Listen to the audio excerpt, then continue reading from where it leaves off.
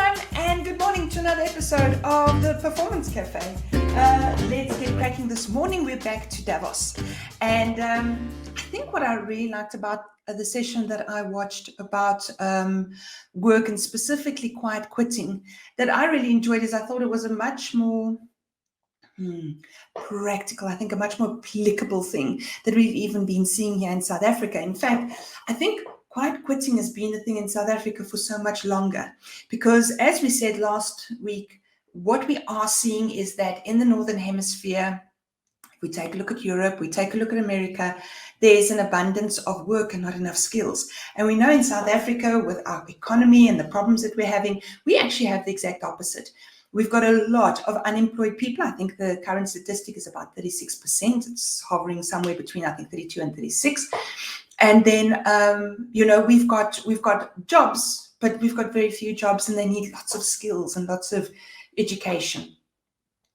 So I really enjoyed this because I think we've been seeing people quiet quitting. And the first thing that I took away from this panel discussion was, of course, from Adam Grant. He is an organizational psychologist, and I just absolutely adore the way he thinks. And one of the things that he said that really stood out for me, and I apologize because I think I've been getting it slightly wrong as well, is he said that when we think of the concept of quiet quitting, we think of individuals who don't care. So I come in at 8, I leave at 5, and I do the bare minimum.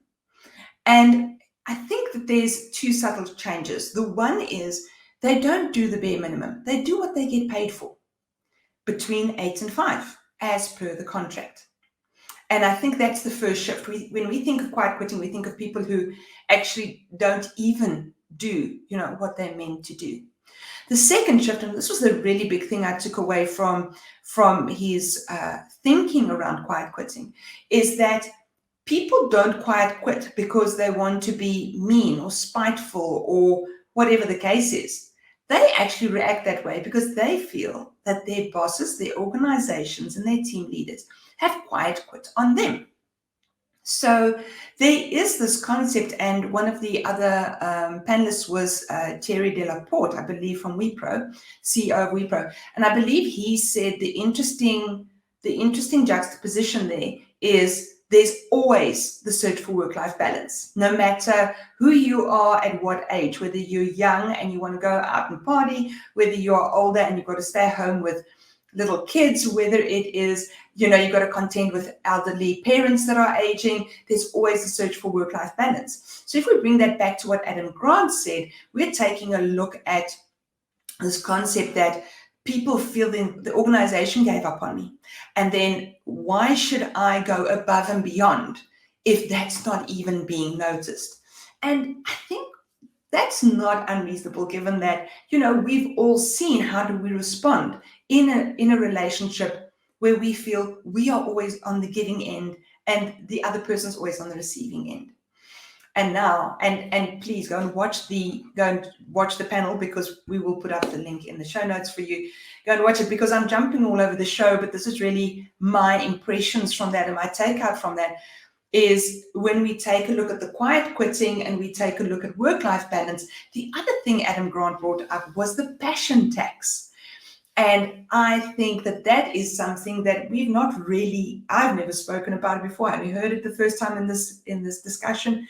And that is when organizations take advantage of people because they have a passion for that which they do. So still, I'm performing above and beyond. I am doing everything that I can. I'm loving my job. I'm very engaged.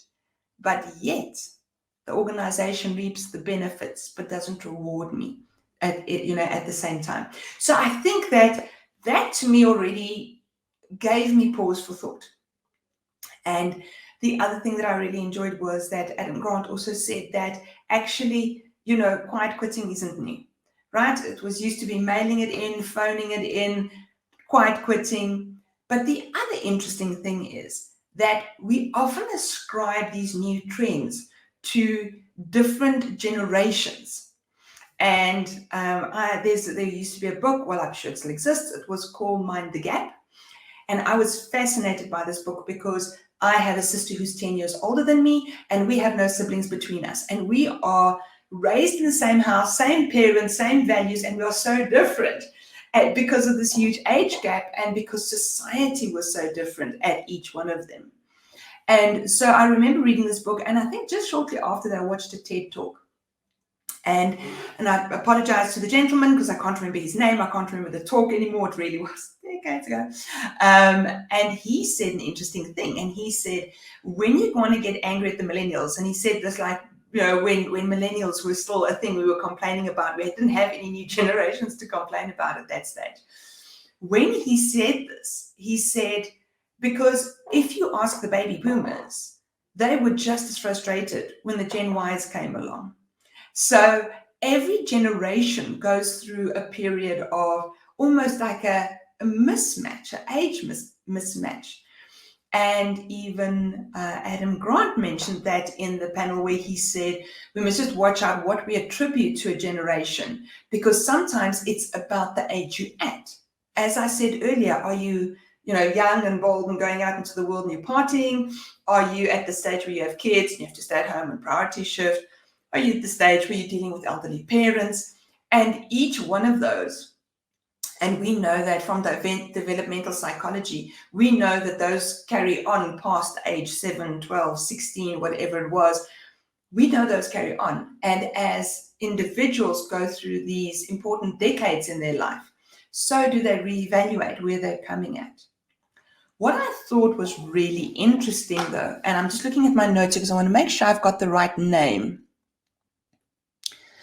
I can't remember if it was Anjali Sud, who is the CEO of Vimeo, or whether it was Martine Felton, who is the CEO of Mercer, who said the interesting thing about that is that there's not enough being done. In fact, I think it's Anjali now that I mention it.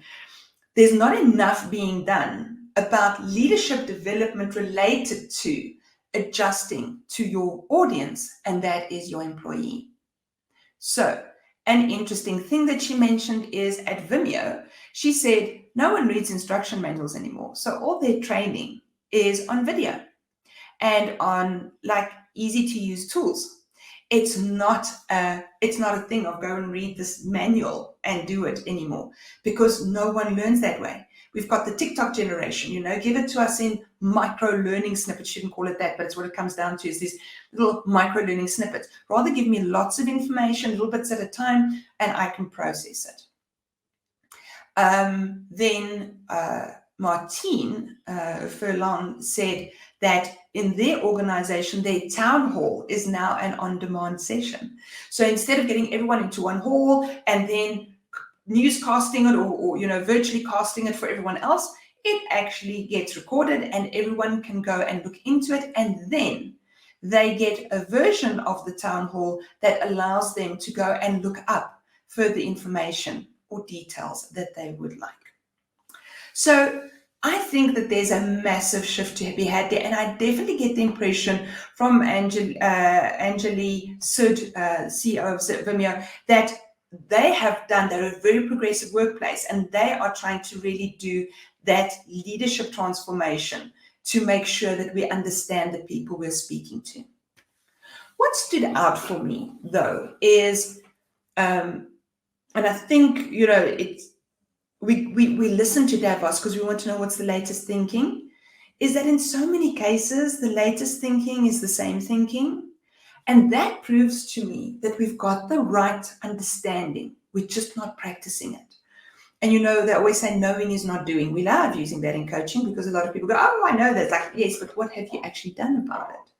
We're hearing things around engagement. We're hearing things about aligning the purpose of the individual to the organization. Make them want to stay. Don't try and control them into it. What are some of the other things that we're seeing? What kind of culture does the organization have? And how does that allow people to work? And, what are they aligning themselves to? A very important thing, and I think Terry Delaporte also said it, he said, there's a difference between communicating and connecting. So first we did neither, because we had people in the office with us, so we would just talk to them and then move on. But now We then went, oh, distributed workforce, let's communicate. He says, except that the new generation doesn't read email. So now what do? And he said an interesting thing. He said, it's about not just communicating, but connecting. So one thing, go back to this concept of a video in an email, right? If the CEO has a message to deliver, then you can go and just quickly record a quick one and an authentic one. And I think Angela said that as well. Be authentic. They've used a lot of video in their business to help create that connection, but it's not scripted. I laughed. She said, you're going to have to do a lot of stuff that your PR agency would tell you, please never, ever do that. And she said they tried it, and it worked well for them. But the other thing that Thierry Delaporte said that was so interesting is he said, besides creating this other connection, he says, why not mock up your canteen environment? He says, have 15 people from all across your organization. He says, not the same level, not the same department. He says, and have a virtual breakfast with them. He says, you'd be most amazed what you learn about them and about your company from them. And so, wow, I sort of feel like I've only scraped the top of the messaging that was shared there. Definitely a session worthwhile to go and look at, and very interesting. Last point I do want to raise, and I think that's so important for us specifically here in South Africa and in Africa, is Martine Furlan's company, Mercer, did HR research. So there's a lot of good stats that comes out there. But what's really interesting is that oftentimes as we hear her speak, and especially Thierry with an very international workforce, I think they've got like 260,000 people globally, they are saying it looks different. Quiet quitting and work trends look different. You might see the same thing, but take the time to inspect what's the dynamic in your team, your business, your city, and your country, to make sure that you really understand what the problem is that you need to fix. So, as I said, quiet quitting can be quite a challenge in South Africa, where people hold on to jobs because of a lack of jobs. I think some of you will start hearing it. I've busy really into accountability right now and taking a real hard look at what that looks like. And I think what I've learned from accountability and the comments of the panel is linking your purpose so that people want to show up. But in doing that, it's not a top-down, this is what we want to do, and you must just suck in and fit into this little thing. It's very much about what's that person, what's their vision, what's their purpose, and how do they see their alignment with your organization as a positive thing for them.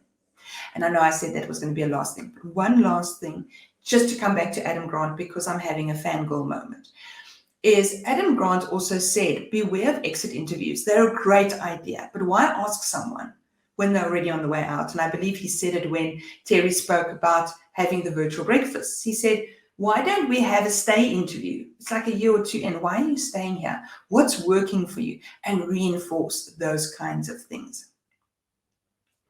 So yes, I think a very high level of that discussion, really worthwhile to go and watch. Lots of good meat and lots of practical thinking has gone into that.